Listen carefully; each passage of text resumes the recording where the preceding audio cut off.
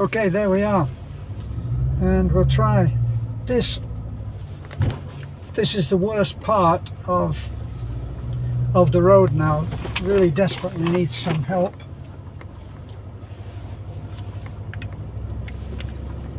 So I always say the problem with this part of the road is that this was cut out of the hill on the right that you can see on the right, and over on the left here is the rice fields. So when it's really muddy, there's nothing there to stop you going over. If you make a mistake, there's nothing there to stop that mistake becoming quite seriously a roly-poly game. So you're pretty well, you're more or less guided. See, I'm hoping, I'm trying to make it go to the right. It's not behaving. Okay, so we're over the worst part with the rice paddy.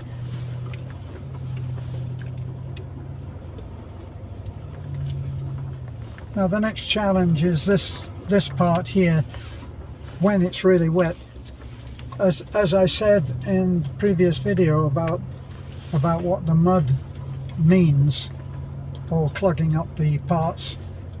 This is the first vehicle I've ever owned in my life that I've had to pay attention to how clean the underneath is, because nothing sticks like this mud. It's really a high concentrate of clay, and that clay hardens like rock. You couldn't just lean down on those wheels and just peel it off with your thumb. It wouldn't happen. So it really needs to have a pressure wash. See, here's another place now where it could quickly deteriorate if we keep having this rain into a difficult spot, and then we're fairly easy.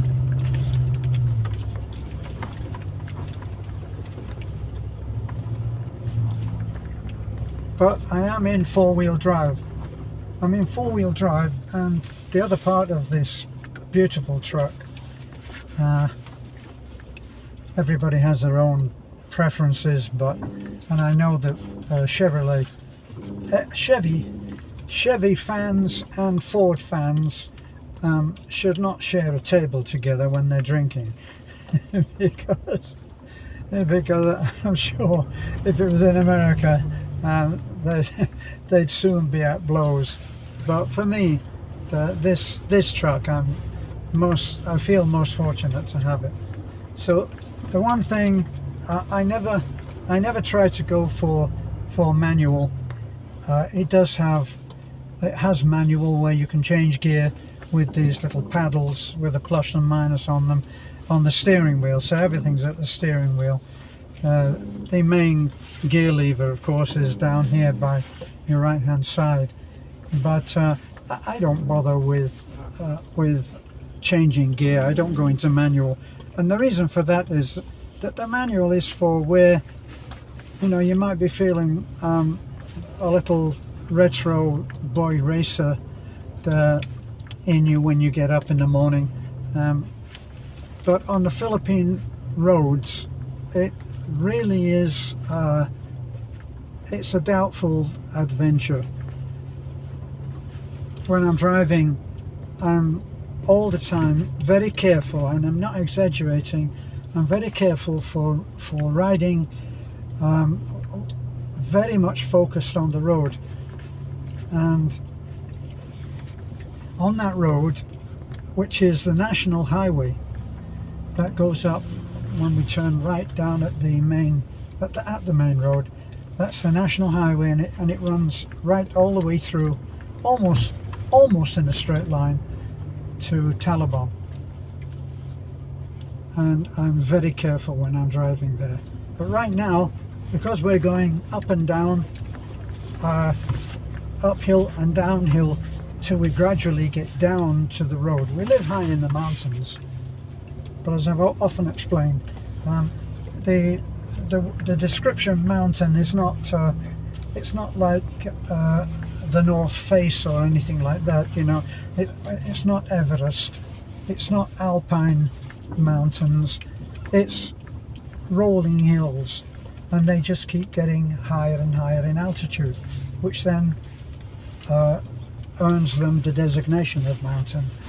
So we live high in the mountains, and going downhill all the time, because of what's called descent control. With the descent control on, I don't have to have the gas on, and I don't have to put my foot on the brake. It will handle all of that. Here we're going through now a very bad patch.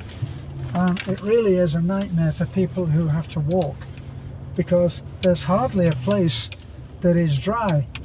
It's much improved now because we've had so much sun in just a couple of days. It's been great. It still can possibly rain quite hard in the night, but over there you can see that's the road over there. That's the road where we're going, and you're seeing it.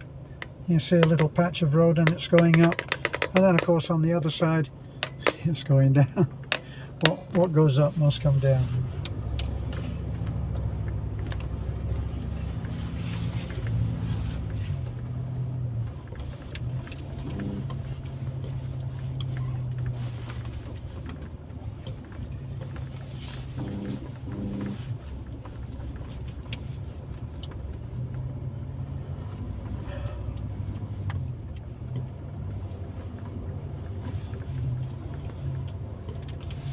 I'm going to offer this man a ride.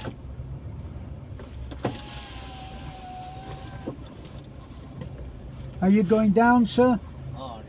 Oh, you're going that way. Okay. Nice puppy.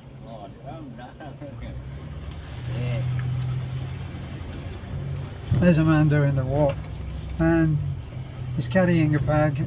That's why I thought I'd be picking him up. If anybody is like that at the side of the road, especially if we know them, I'll stop and invite them on. And what they'll usually do, they'll never get in the side with you, they'll go into the truck bed. Let me see if that is a little bit more.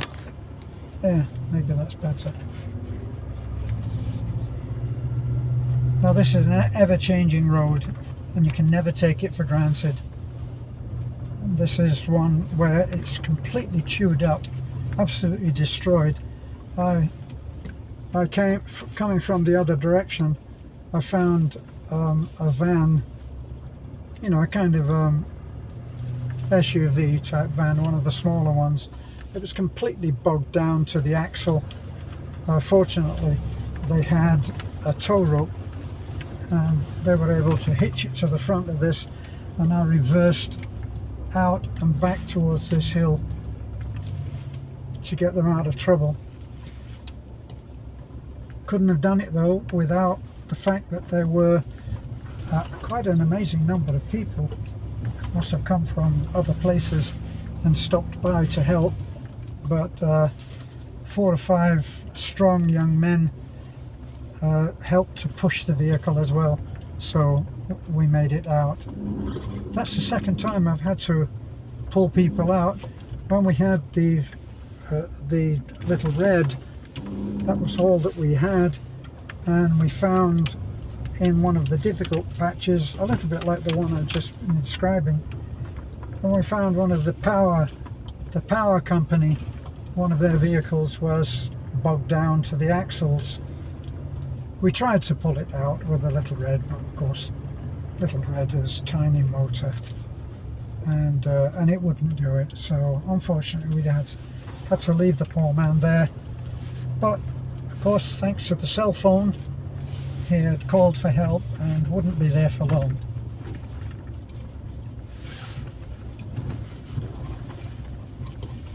Actually, the first one after that we towed out,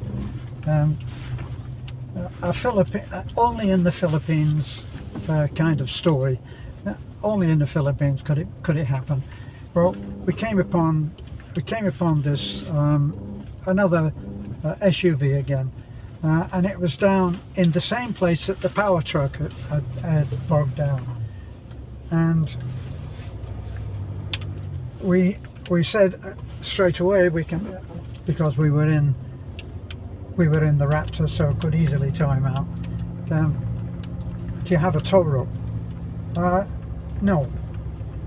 So that was a problem. But as I say, only in the Philippines I feel. Beth looked around and she saw a cow tethered close by, because we're looking at the kind of scene that you're looking at right now. Okay, it's all greenery, and people come from what are hidden houses, you know, you can't see them, but they'll be down there somewhere. And this cow was tethered. An old eagle-eye Beth said that she could see that it was tethered with 2 pieces of rope added together. And there's a special rope that they use for tethering cattle, like the carabao and cows, and they use a special rope, and it's dipped in something which makes it completely waterproof and extremely strong. So it's a braided rope. So Beth went over and she took one of the ropes off. She undid one of the ropes and came back, and we towed the vehicle out of trouble. Now we were in a real hurry, so we had to offer our apologies and say to the man, can you please promise us that you will return the tow rope and put it back where we got it? And he promised that he would. And so off we went, and true to his word, he did what he promised. And so it was a win-win situation. Everybody was happy. Now there's a little postscript to this, one where it wasn't a win-win for everybody. We'd lost a little bit of time, which was okay, and we were going to do a feeding on one of the islands. Now the islands, these are small islands that are dotted around everywhere, and there's several, quite a few, that are off our island of Bohol. And we had partnered with the PNP, the police, and we were going out there to do a feeding of an island that had been devastated. All of the smaller islands, the typhoon just walks right over them like a giant, an angry giant, and the people must have been thinking that nobody cared anymore. Well, we arrived in our boat, not ours of course, a rented boat. We arrived there and we did a feeding on the beach, and it was fun, and a lot of people got fed. I don't know, I think that was one time when we took 2 lechon, that's 2 pigs, and we took 2 pigs out for the feeding. We must have fed about 600 to 800 people. Seemed like the whole island came in. And the postscript is that how things, what's the saying, what goes around comes around, or is it what comes around goes around? I don't know. I went to pay the man and was guided towards who was obviously the owner, and I went and asked him, how much do we owe you? And he said nothing. So why is that, sir? He said, you don't remember me, but I was in the car that you towed out, that you very kindly stopped and helped, and this is my chance to pay you back for that. So he was the owner of the SUV that we towed out when we borrowed the tow rope. So it was a nice ending to the story, because I only saw the man when he was with his vehicle for a very, very short moment. And anyway, foreigners, whatever you might say, foreigners have trouble getting the details of different faces when it's only casually seen. So, you know, of course, I would recognize the people that I love and care for and see often, but I don't easily recognize everybody, especially with this thing now of wearing the mask, which for some strange reason, people, which I can't understand, it's an optional thing, but people are still wearing it sometimes. So I actually don't recognize people. If they've got a mask on, I'm lost. You know, there's no point in me trying to know who it is.